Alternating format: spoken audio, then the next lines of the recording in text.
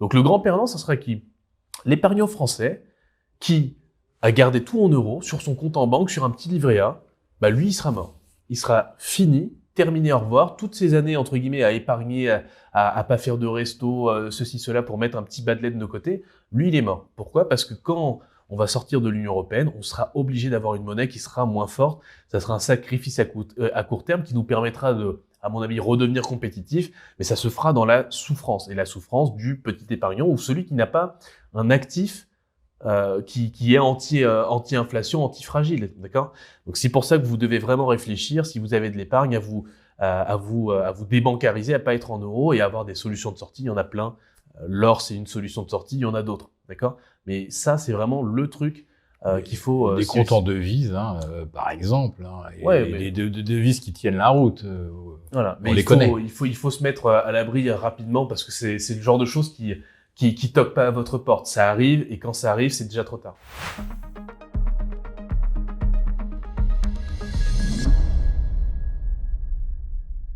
Le surendettement et le déficit abyssal de la France pourraient-ils précipiter une crise existentielle de la zone euro, voire son implosion?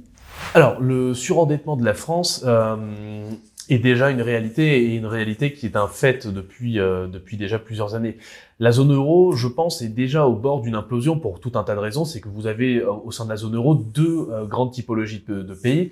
Des pays qui ont un excédent, ou en tout cas qui gèrent bien leurs finances, et des pays qui vivent déficit sur déficit et qui compensent ce déficit par de l'argent peu cher qu'ils empruntent en général sur les marchés financiers grâce à une banque centrale européenne qui a été très accommodante ces dernières années.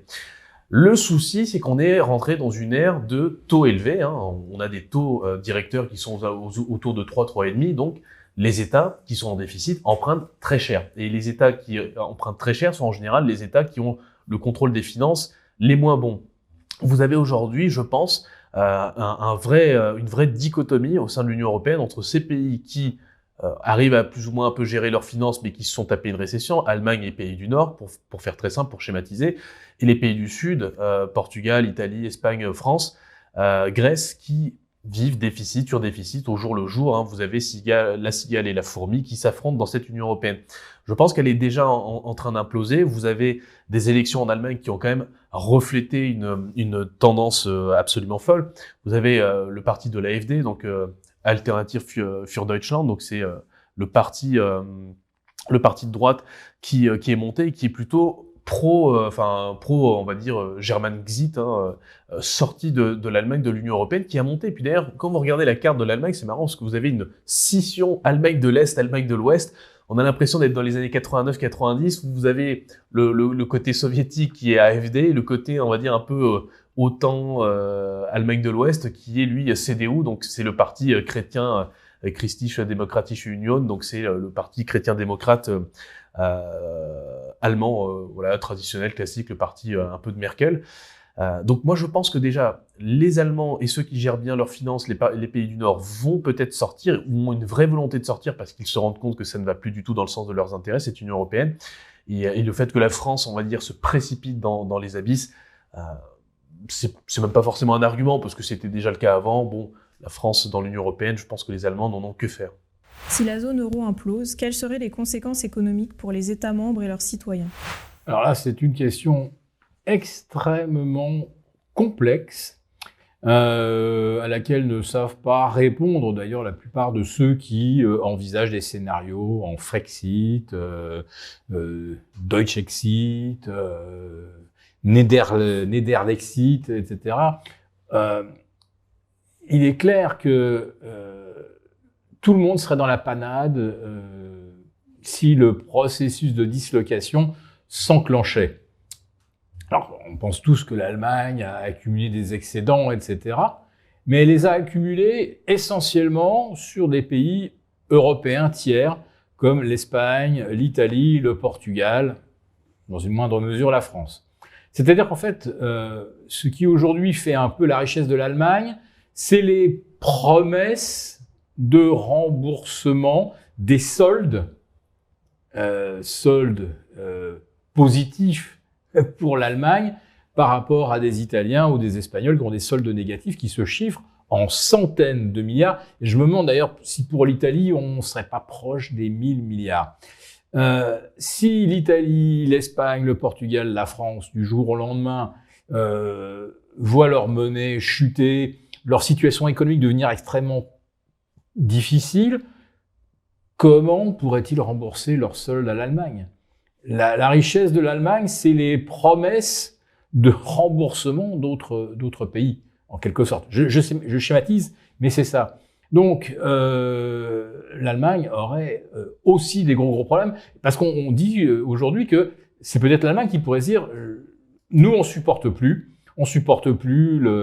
la France qui s'endette, qui arrose les copains, qui file de l'argent par centaines de millions à des pays étrangers pour des raisons qu'on comprend pas forcément. Si les Allemands se disent bon bah nous ça nous va plus et on sort, il faut savoir que ils s'exposent à perdre une grande partie de l'argent qu'on leur doit et sur lequel sont assis en fait les futures retraites allemandes. Donc je peux dire que le problème est ultra complexe et ça mériterait qu'effectivement on crée une commission spéciale comme pour le Brexit pour faire les choses de façon ordonnée. Si l'Allemagne décidait d'annoncer sa sortie, là ça provoquerait effectivement une crise. Bon, l'Europe disparaît, on est d'accord, il n'y a plus de Bruxelles, il n'y a plus rien. Mais je pense que les pays européens rentreraient aussi dans une crise très importante. Et s'en sortiraient évidemment ceux qui ont la capacité de créer de la richesse, hein, pour qui travailler c'est quelque chose de naturel. Je pense moi aux Polonais, aux pays scandinaves, même les Portugais, même les Italiens du Nord, ils travaillent plus que nous. Et puis, nous, on a notre pays d'assistés, avec nos couches administratives, nos doublons, nos triplons de fonctionnaires inutiles. Et si on changeait pas de modèle, alors la vraie victime de la sortie ou de la dislocation de l'euro, c'est nous. C'est nous parce que là, personne ne nous prêterait d'argent avec notre état d'esprit actuel, notre logiciel actuel. C'est ça le problème. C'est qu'on serait tous dans la panade en cas d'explosion de l'Europe. Mais après, ça sera celui qui sera capable de rebondir le plus vite. Tel que je vois la France, ça sera pas nous. Alors, moi, je peux peut-être juste compléter les propos de Philippe. Donc, en cas de sortie de l'euro, quelles seraient les conséquences pour la France ? C'est très simple. Pour moi, la première conséquence directe, ça serait une dévaluation du franc. C'est-à-dire qu'on va avoir une nouvelle monnaie, ça sera le franc. Et nous, qu'est-ce qu'on pourrait faire ? Pas grand-chose, vu qu'on est surendetté et vu qu'on a besoin de relancer, entre guillemets, notre industrie. Le gouvernement qui serait en place si on sortait de l'Union européenne dirait écoutez messieurs dames, vous êtes tous gentils, vous avez votre petite épargne en euros, on est très content que vous ayez réussi à mettre 10 000 euros de côté, 5 000 euros de côté. Voici le nouveau franc et le nouveau franc il va être peut-être 2 fois moins, il vaudra un nouveau franc c'est 0,5 euros. Autrement dit, il vous faudra 2 francs pour 1 euro, donc votre épargne en fait elle est divisée par 2. Merci, au revoir, mais c'est comme ça que nous on va peut-être tuer la dette, c'est grâce à notre nouvelle monnaie qui sera une monnaie entre guillemets de singe, une monnaie de Monopoly avec laquelle on jouera, qui vaudra pas grand-chose. Donc le grand perdant, ça sera qui ? L'épargnant français qui a gardé tout en euros sur son compte en banque, sur un petit livret A, lui il sera mort. Il sera fini, terminé, au revoir. Toutes ces années entre guillemets à épargner, à pas faire de resto, ceci, cela pour mettre un petit badelet de nos côtés, lui il est mort. Pourquoi ? Parce que quand on va sortir de l'Union européenne, on sera obligé d'avoir une monnaie qui sera moins forte. Ça sera un sacrifice à court terme qui nous permettra de, à mon avis, redevenir compétitif, mais ça se fera dans la souffrance. Et la souffrance du petit épargnant ou celui qui n'a pas un actif qui est anti-inflation, anti-fragile, d'accord ? Donc c'est pour ça que vous devez vraiment réfléchir, si vous avez de l'épargne, à vous débancariser, à pas être en euros et à avoir des solutions de sortie. Il y en a plein. L'or, c'est une solution de sortie, il y en a d'autres, d'accord ? Mais ça, c'est vraiment le truc qu'il faut... des comptes en devises, par exemple, des devises qui tiennent la route. Voilà, mais on les connaît. Il faut se mettre à l'abri rapidement parce que c'est le genre de choses qui toquent pas à votre porte. Ça arrive et quand ça arrive, c'est déjà trop tard. Jusqu'où l'État peut-il aller pour se sauver ? Entre fiscalité punitive, confiscation des patrimoines et ponction ciblée, quelle stratégie les gouvernements pourraient-ils déployer pour renflouer les caisses sans assumer l'échec de leur gestion ? Faut-il s'attendre à des mesures inédites, voire extrêmes, pour éviter un effondrement ? Je pense qu'on va répondre chacun à notre tour. Je vais commencer. Commence donc. Alors, est-ce que l'État peut aller plus loin dans l'alourdissement de la fiscalité ? La réponse aujourd'hui, tout le monde dit non. Hein, ça y est, notre Premier ministre, le ministre de l'économie, l'Élysée, Matignon, Bercy, tout le monde dit qu'on ne peut pas aller plus loin, qu'on est déjà à 57% de dépenses de la richesse produite. Donc c'est de la richesse qui nous est confisquée, ce qui veut dire que on travaille maintenant jusqu'à fin août, début septembre pour l'État, en réalité, et que ce qu'on arrive à mettre de côté, c'est ce qu'on va réussir à accumuler entre fin août et le 31 décembre, pour vous donner une image. Donc l'État nous dit, on ne peut pas alourdir davantage la fiscalité. Et pourtant, l'État, alors je dirais pas qu'il nous ment, mais une nouvelle fois, il nous roule dans la farine.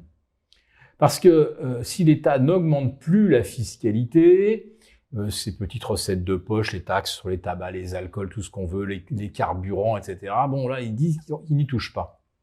Mais, en France, il y a deux principaux aspirateurs de l'épargne des Français. Il y a donc effectivement Bercy, toutes les taxes, les impôts, et puis il y a la fiscalité locale. Et alors là c'est un piège et dans lequel on est en train évidemment de s'enfoncer. C'est que lorsque l'État a versé tout ce qu'il doit au titre de ses dépenses régaliennes, donc police, armée, la santé, payer les fonctionnaires, bien sûr, les retraites et, donc j'ai dit la santé, donc l'hôpital, etc. Quand il n'y a plus de sous, que tout est dépensé, il faut encore faire fonctionner les collectivités locales. Il faut entretenir les routes, il faut faire des ramassages scolaires, entretenir les écoles, venir en assistance aux personnes dépendantes. Tout ça, aujourd'hui, ça a été dévolu aux communes, aux communautés de communes, aux régions. Quand il n'y a plus d'argent en haut, à Paris, à Bercy, eh bien, aujourd'hui, c'est bien écrit, ce sont les départements, tous les régions, les communes qui doivent trouver les ressources pour continuer de fonctionner, d'entretenir les routes, etc. Et en plus de ça, eux, contrairement à l'État, ils peuvent pas aller tous les lundis matins avec l'étiquette France Trésor en disant « Monsieur BlackRock, j'ai besoin de X, Monsieur Fonds souverain de Singapour, j'ai besoin de temps ». Non, la région n'a pas le droit d'aller emprunter comme ça de l'argent. Elle doit se procurer ses ressources. Et là, ce sont les impôts locaux, ce sont les taxes d'enlèvement des ordures, je ne vais pas vous faire toute la liste. Et tout ça va exploser, puisque l'État il va continuer avec son train de vie et son obésité à payer tout ce qu'il fait. Mais les dotations pour la strate locale, elles, ces dotations sont en train de s'évaporer. Et il va donc falloir aller prendre de l'argent sous forme de taxes foncières. Il va y avoir bien sûr la hausse des droits de mutation, c'est-à-dire les frais de notaire, mais en fait, on sait que c'est l'essentiel de ces frais, c'est l'État qui les perçoit. Donc, la fiscalité ne va plus augmenter, mais les ponctions, elles, vont continuer d'augmenter. Et puis l'État peut encore faire une chose encore plus méprisable, c'est qu'ils peuvent très bien dire « je n'augmente pas les impôts, mais je diminue les pensions de retraite, je décide, aujourd'hui c'est une gestion paritaire, hein, le chômage, mais je décide qu'aujourd'hui le chômage, c'est moi qui l'administre de façon complètement souveraine, et donc voilà, on réduit les durées d'indemnisation, le montant des indemnisations, et on confisque les excédents qu'ont la plupart des caisses des cadres, le fonds d'indemnisation des chômeurs des cadres est très excédentaire, contrairement à d'autres régimes, mais celui-là est excédentaire. Il y a de l'argent également à piquer dans les fonds de retraite des notaires, des professions libérales, l'ordre des avocats, etc. L'État peut aller mettre la main là-dessus. Donc, il ne va pas augmenter les taxes. Non, il va aller piquer le pognon qui est destiné à verser les pensions des futurs retraités. Donc, l'État peut aller nous faire les poches et il dira « Non, je ne vais pas augmenter les impôts. Ah non. Mais il va réduire les prestations et il va aller piquer le pognon qui aujourd'hui permet éventuellement d'être prêt au cas où il y aurait un petit souci. C'est ça, les réserves pour les compagnies d'assurance, pour les fonds de retraite. C'est de se dire, s'il y a une année qui va pas bien, au moins, on a de quoi faire face.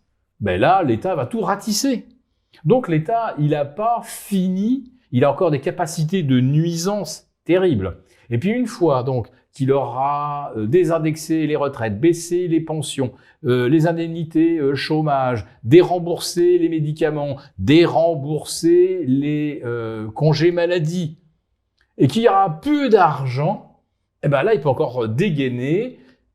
J'émets un grand emprunt de salut national. Nous allons nous relancer grâce à ce grand emprunt, alors que les 1000 milliards supplémentaires que la France emprunte depuis 2017, ça nous a jamais relancé d'aucune façon. Et ce sont les mêmes qui nous ont ruinés, qui vont nous dire « Je lance un grand emprunt que je vais donc administrer, je vais le gérer et je vous garantis qu'on va se relancer. » Bon, ça servira simplement à reboucher les trous une fois de plus, mais l'État a encore cette possibilité de dire « Vous devez participer à ce grand emprunt ». Alors le dernier remonte à la grande sécheresse de 76, si je me souviens bien, mais c'est quelque chose qui est tout à fait possible, c'est de dire aux Français, voilà, on n'a pas le choix, vous nous avancez cet argent ou on vous applique des pénalités, enfin de toute façon ils trouveront un moyen de coercition, l'État est très très fort pour ça. L'histoire montre que les grands cycles de surendettement finissent toujours dans la douleur. Quelles sont les options aujourd'hui ? Quelles sont les options ?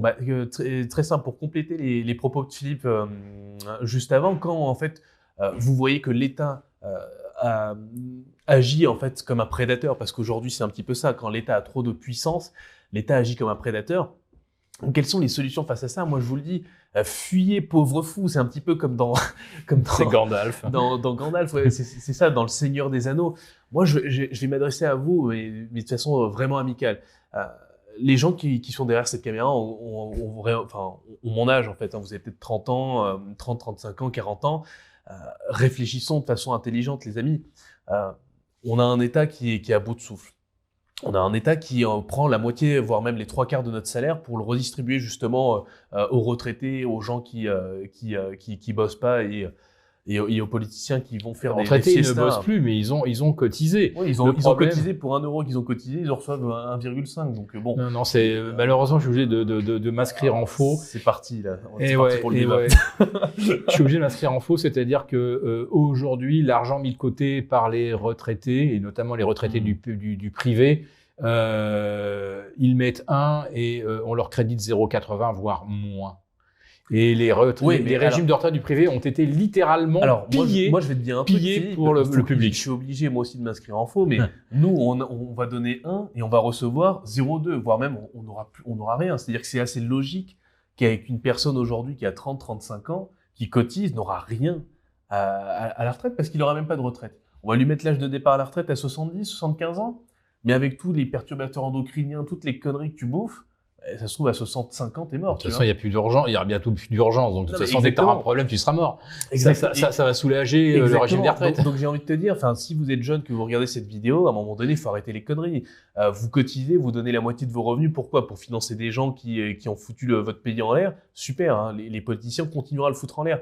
Donc, si vous avez la moindre compétence exportable, mais allez bosser ailleurs. Mettez de l'argent de côté pour vous et vos enfants. Je veux dire, pour moi, c'est un système de survie. C'est-à-dire que vous financez un État qui vous chie à la gueule, vous financez un État qui laisse l'insécurité, entre guillemets, proliférer. Et en plus de ça, on vous dit, vous devez être content de donner tous vos revenus, sois pas ingrat. Mais à un moment donné, je veux dire, vous êtes le pigeon, vous êtes le dindon de la farce. C'est une table de poker quand on dit Si tu sais pas qui est le pigeon à une table de poker, c'est que t'es le pigeon. Bah, regardez autour de vous. Si vous savez pas qui est le pigeon, c'est les politiciens. Est-ce que c'est les assistés? Est-ce que c'est les retraités? Est-ce que c'est... Non, si, c'est pas eux les pigeons. Eux, ils gagnent dans ce système. C'est vous. D'accord? Donc, à un moment donné, si vous êtes le pigeon, vous vous levez, vous prenez vos jetons et vous rentrez à la maison. D'accord? Moi, je pense que c'est ça la solution. C'est une solution qui est pragmatique. Alors, vous me direz, oui, Sylvain, mais c'est pas patriotique, machin. Ne vous attachez pas à une idée de patriotique, machin. C'est comme si vous habitiez dans une maison, votre père ou votre mère, elle vous bat. D'accord? Oui, c'est votre parent. Oui, il vous a mis au monde. Mais s'il vous frappe, à un moment donné, il faut partir. C'est la même chose. Vous êtes né dans un pays, il vous a aimé quand vous étiez petit, il a changé, je sais pas, il est devenu alcoolique, il est devenu fou. Là, aujourd'hui, il est en train de vous tabasser. Vous restez? Bah, moi, la réponse, c'est non. Alors après, syndrome de Stockholm, vous voulez rester, vous faites ce que vous voulez. Moi, j'ai Je peur vous que dis le pays c'est pas logique. soit devenu cocaïnomane. Hein. Cocaïnomane et qui vous frappe toute la journée. Donc, moi, je vous dis, si vous êtes jeune, vous avez des compétences exportables, vous parlez anglais ou vous parlez pas anglais, vous vous démerdez, vous le faites pour vos enfants, vous allez ailleurs le temps, entre guillemets, que le management change, que les choses changent. Mais tant que le pays reste cocaïnomane, comme l'a dit Philippe, et enfermé dans une spirale de frapper toujours ses citoyens, il faut pas rester. C'est suicidaire. Peut-on imaginer un scénario pire que 2008 avec un enchaînement de crises financières et économiques? Oui. Et pour la raison quasiment évidente, c'est que 2008, c'était la bulle immobilière. C'était la bulle de ce qu'on appelait la créativité obligataire, la crise des leviers sur des dérivés de crédit et des dérivés de dérivés. Mais c'était une bulle immobilière essentiellement 2025, c'est la bulle de tout. Bulle immobilière, puisque là, les prix viennent encore de battre un nouveau record historique aux États-Unis au mois de février. Il y a de moins en moins de gens qui achètent des maisons, mais les maisons coûtent de plus en plus cher. C'est à peu près la même chose en France aussi, parce que là, il y a le coût de la construction qui a fortement augmenté. C'est une des résultantes de l'inflation. Donc, on a bien cette bulle immobilière, malgré tout. On a une bulle des crédits auto, surtout aux États-Unis, mais c'est la plus grosse de l'histoire. Il y a la bulle du crédit à la consommation. Je crois qu'on est à 1700 milliards aux États-Unis. Là aussi, c'est la plus gigantesque de l'histoire du pays. Alors vous me direz... C'est l'équivalent du PIB de la France, t'imagines, c'est l'équivalent de la moitié du PIB de la France. C'est dire à quel point on gagne plus d'argent, quoi. Si on additionne, l'encours de la dette automobile et de la dette crédit court terme aux États-Unis, on a le PIB de la France. Ouais, c'est dingue. C'est pour donner l'échelle. C'est incroyable. Mais je vais aller plus loin. On pourrait nous dire, oui, mais depuis 2008-2009, le PIB des États-Unis a augmenté de 28 ou 30%. Ah oui, mais là, l'encours de la dette, lui, c'est pas plus 28, plus 30, ou plus 30%. C'est plus 50%. Donc, à économie en croissance constante, si vous prenez le ballon de baudruche qui gonfle, la tâche sur le ballon de baudruche, elle a grossi plus vite que le ballon de baudruche. Cette tâche, c'est la dette, c'est l'encours de crédit. Donc là, ils ont un vrai problème. Donc là aussi, c'est une bulle. Puis il y a la bulle des valeurs IA, avec des ratios de capitalisation même pas vus en l'an 2000. Alors, on opposera que oui, en 2000, il y avait tas de boîtes, des dot-com qui n'avaient pas de chiffre d'affaires, rien du tout. Non, moi, je veux pas. Je compare à des valeurs qui avaient quand même du chiffre d'affaires et des résultats comme Cisco. Eh bien là, aujourd'hui, vous êtes sur des boîtes qui se payent 250 fois le chiffre d'affaires, 250 fois les bénéfices comme pour Snowflake. Snowflake, ça fait des résultats, un petit peu comme Cisco, sauf que c'est 250 fois les bénéfices et c'est surtout 70-80 fois le chiffre d'affaires. Cisco, en l'an 2000, ça se payait 10 fois ou 12 fois le chiffre d'affaires. Aujourd'hui, c'est le ratio d'Apple.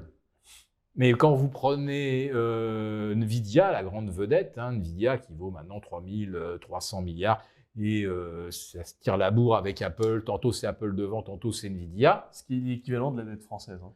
qui est l'équivalent, exactement, 3300 milliards, c'est l'équivalent dette française. Et Nvidia, c'est 25 fois le chiffre d'affaires. Mais c'est largement battu par Palantir, qui se paye 70 fois le chiffre d'affaires. Alors, on pourrait me dire, oui, mais ils ont un business model, ils ont un métier qui leur garantit un avenir radieux.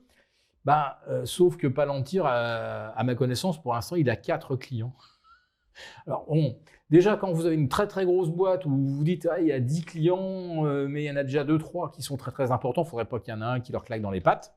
Ce qui s'était passé avec le fournisseur des écrans pour Apple, là, les iPhones. Le jour où iPhone les a largués, ils fabriquaient d'excellentes dalles quasiment incassables, et puis Apple a décidé de faire moins cher.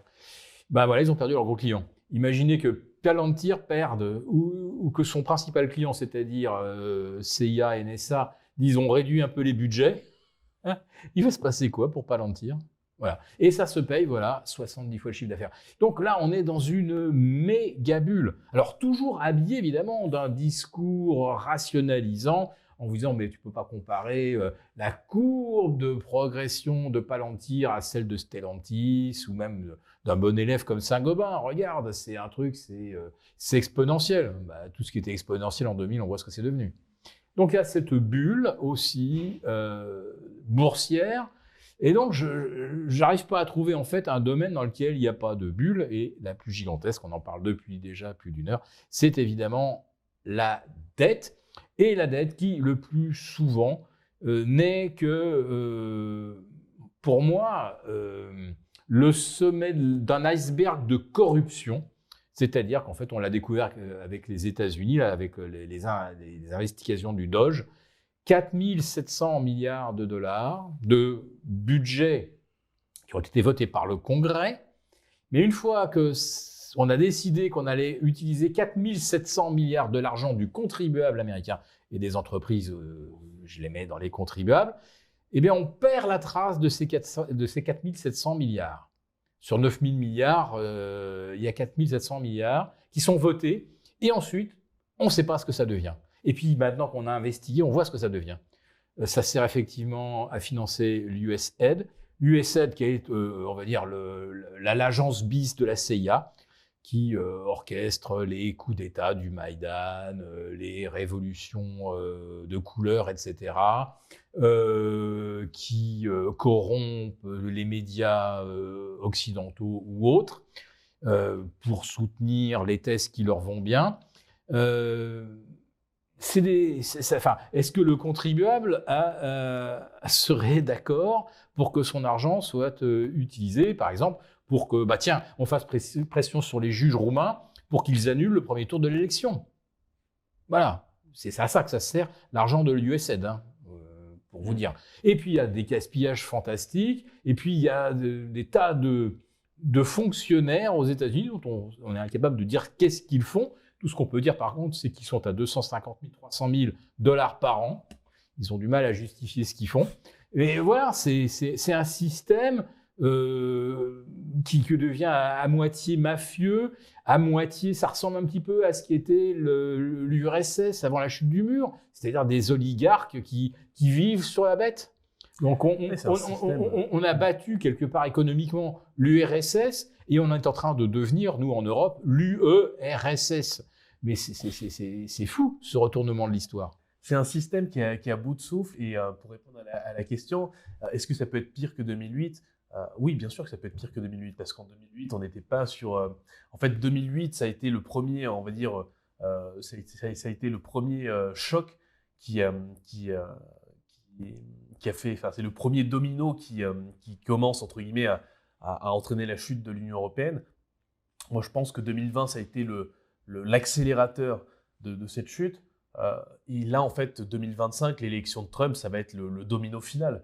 Pourquoi ça va être le domino final ? C'est parce que Trump est en train de créer de la croissance pour les États-Unis. Trump est en train de récupérer l'argent que les États-Unis ont investi en Ukraine, parce qu'en final, ce financement de guerre, c'est un investissement. D'accord ? Et ce que je disais dans une vidéo il n'y a pas très longtemps, c'est que cette guerre en Ukraine qui est en train de se terminer, qui sont les gagnants, qui sont les perdants ? Moi, je te réponds à la question.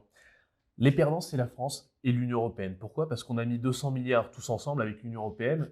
Et au final, tu sais à quel point je suis d'accord avec toi là. Oui, et tu sais ce qu'au final, ce qu'on va récupérer pour ces 200 milliards d'investis, on va récupérer le fait d'être les vigiles des États-Unis en Europe de l'Est. Pour une raison qui est très simple. Qui n'enverront pas un soldat et qui ne mettront pas $1 dans la défense de l'Ukraine. Pourquoi? Parce que les États-Unis, ils t'ont mis 100 milliards sur le dossier Ukraine. Ils se sont rendus compte qu'ils vont perdre la guerre. La Russie a chopé Donetsk, Zaporijjia, la Crimée, Mariupol et toutes les régions qui sont intéressantes d'Ukraine, parce que c'est des régions qui se chiffrent à 12 000 milliards de dollars de matières premières. C'est des régions où en fait vous avez du charbon, des terres rares, du lithium, du graphite, du blé. 12 000 milliards. L'Ukraine, en termes de richesse, c'est 26 000 milliards. Les régions qui ont été prises par les Russes, c'est 12 000 milliards. C'est énorme, d'accord? La Russie a dépensé quelque chose comme 700 à 1000 milliards dans cette guerre, donc elle a mis 1 pour récupérer 12. Ratio risque-rendement absolument incroyable d'un point de vue financier. Le bilan humain est catastrophique, on s'entend, 1 million de morts.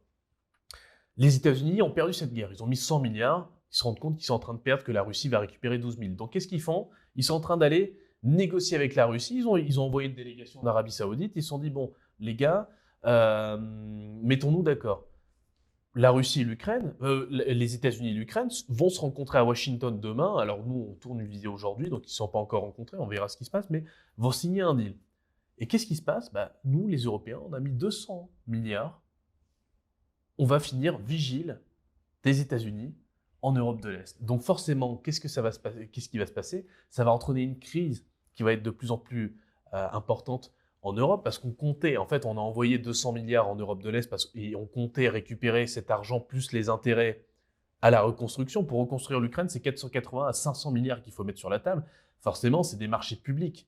Et c'est des marchés publics qu'on voulait peut-être choper, nous, en Europe. D'accord? On se dit, bon, on a financé l'Ukraine gagne la guerre, il y a 500 milliards à reconstruire, plus les terres rares et les minéraux qui valent 12 000 milliards à exploiter. On a financé une guerre, on récupère ça. Ça fait quand même plus d'1 an que BlackRock a reçu presque officiellement le mandat le mandat de la Maison Blanche et des États-Unis d'Amérique de superviser la reconstruction de l'Ukraine, alors donc de superviser sa reconstruction matérielle, et pour que la mécanique financière soit bien huilée, c'est soit la première banque du monde, JP Morgan, qui devrait apporter les fonds, donc encaisser évidemment aussi les intérêts sur l'argent prêté. Et les fonds, parce qu'ils vont monter un fonds, c'est-à-dire que là, comment est-ce que l'Ukraine va rembourser les États-Unis? Ils sont censés créer un fonds commun.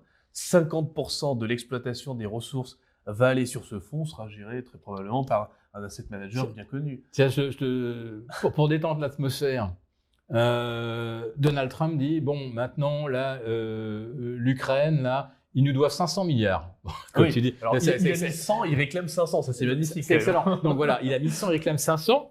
Et alors là, évidemment, tout le monde dit, mais c'est pas possible, ça va pas. Et alors là, il dit d'un truc, il dit, bon, ok, bon, on va complètement changer. Je vais juste dealer avec Zelensky, qui était convoqué donc à Washington. Je vais dealer que les États-Unis vont pouvoir disposer de 50% des richesses produites. Donc 50% de richesses évaluées à 1000 milliards. On en revient bien aux 500 milliards. C'est extraordinaire. C'est extraordinaire. Même beaucoup plus. Beaucoup non, plus. Et c'est surtout. Par hypothèse. Et c'est surtout. Et il le dit, il est magnifique parce que je récupère de l'argent gratuit et la sécurité. Et je ne donne rien en contrepartie. Je ne donne pas de soldats parce que souvent la mafia, c'est quoi? C'est le commerçant se fait racketter par la mafia de 10 à 20% et l'échange, c'est une protection, je te casse pas la gueule. Là, il n'y a pas d'incendie dans ton restaurant. Il n'y a pas d'incendie dans ton restaurant. Et là, qu'est-ce qui se passe? Il dit, nous, on n'enverra pas de soldats américains, c'est les Européens qui vont financer ce truc-là. Donc, bien évidemment que des crises, il y en aura de plus en plus. C'est comme si les États-Unis disaient, les Européens vont arriver avec leurs flingues pour garder les entrées de cette zone dont nous allons extraire les sacs de billets d'1 million de dollars. Et c'est pour ça qu'il y aura des crises de plus en plus fortes dans les années à venir. Alors maintenant, la question qu'il faut se poser, c'est comment un pays dont on découvre l'ampleur des richesses, comment ce pays pouvait-il être le plus pauvre d'Europe, Le mur de Berlin tombe en novembre 89, donc 90, voilà, le pays accède à son indépendance. De 90 à 2022, le niveau de vie a quadruplé en Russie. Il est resté quasiment identique en Ukraine.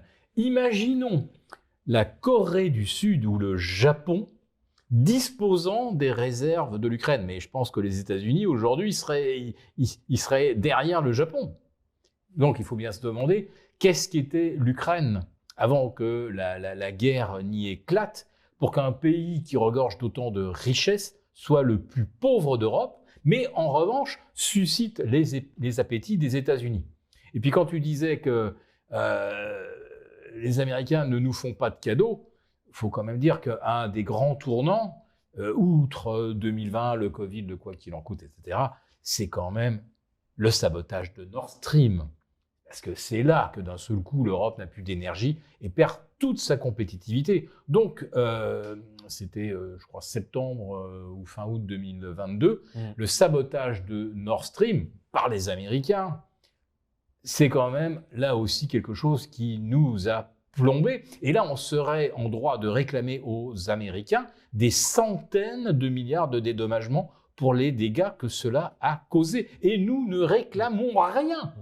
Rien. Donc, puisqu'on ne le fait pas, puisqu'on est assez lâche pour ne pas le faire, pourquoi est-ce que Trump n'irait pas jusqu'au bout du mépris et de nous écraser comme les cloportes que nous sommes? Plutôt d'accord avec ce que tu dis, où on a été les dindons de la farce.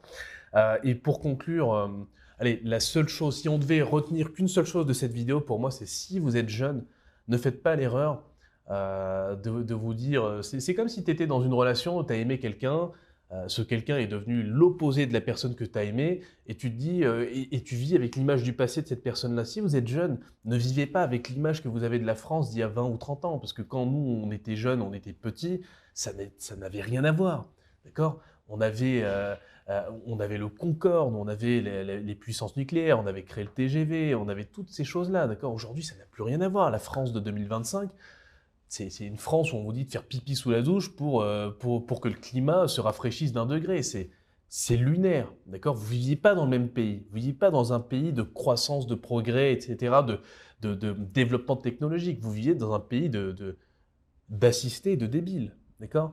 Donc, moi, si j'ai une chose à vous dire, c'est ouvrez les yeux. Et en ouvrant les yeux, les solutions, vous les trouverez vous-même. J'ai pas à vous les dicter. Ouvrez les yeux. Nous avons conçu à votre attention un rapport spécial que vous obtiendrez gratuitement en cliquant dans le lien en description de cette vidéo. Un rapport spécial qui analyse toutes les conséquences économiques, financières et patrimoniales. Et bien sûr, ce rapport vous offre également des mesures, des initiatives à mettre en place très rapidement pour protéger votre épargne, celle de vos proches. Tout ça donc dans un rapport gratuit que vous obtenez en cliquant en bas de cette vidéo.